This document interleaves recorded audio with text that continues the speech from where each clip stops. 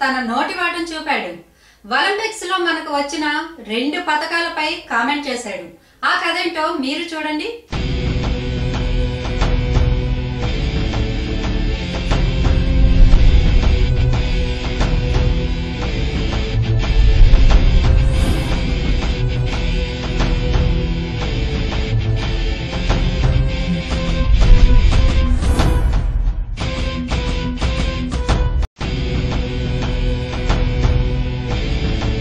Olympics అంటే 3 గంటల cinema కాదు, వచ్చినవి 2 అయినా గౌరవించడం మన సంస్కారం.